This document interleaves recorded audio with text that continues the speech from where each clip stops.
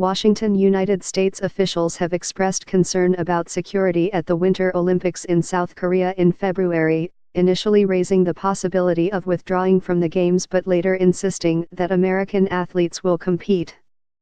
The American envoy to the United Nations, Nikki R.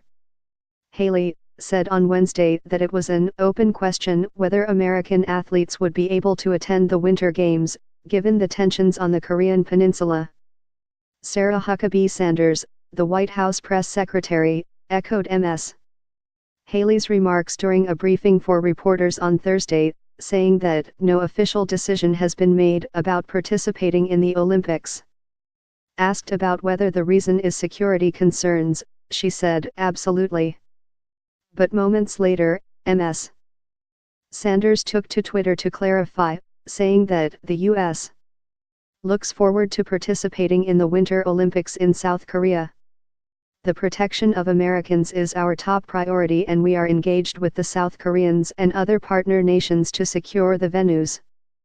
The Winter Games are scheduled to be held February 9 to 25 in Pyeongchang, a city about 50 miles south of the demilitarized zone that separates North and South Korea. Security for the thousands of American athletes and spectators at the Olympics is always a serious concern for officials in the United States. A domestic bomber killed one person and injured scores at the 1996 Summer Olympics in Atlanta. At the Munich Summer Games in 1972, a terrorist hostage-taking attack ended with the deaths of 11 Israelis and one German police officer. Concerns about what could happen at the Winter Games in February have spiked in recent weeks as President Trump and Kim Jong-un, the leader of North Korea, have engaged in a war of words about Pyongyang's nuclear ambitions.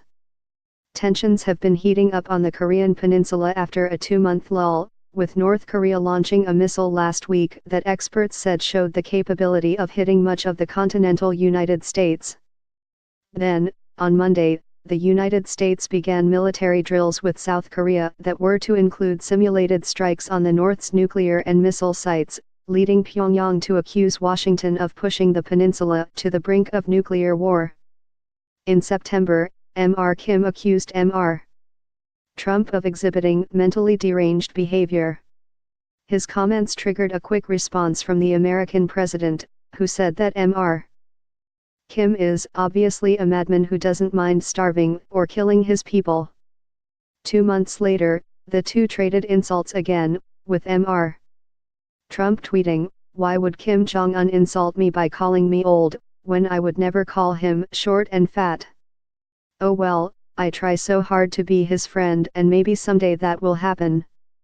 After North Korea launched its missile last week, Mr. Trump called Mr. Kim a sick puppy. Addressing the strained relations and their impact on the Olympics, Ms. Haley said on Wednesday that the Trump administration would try to find out the best way to protect American athletes participating in the Games.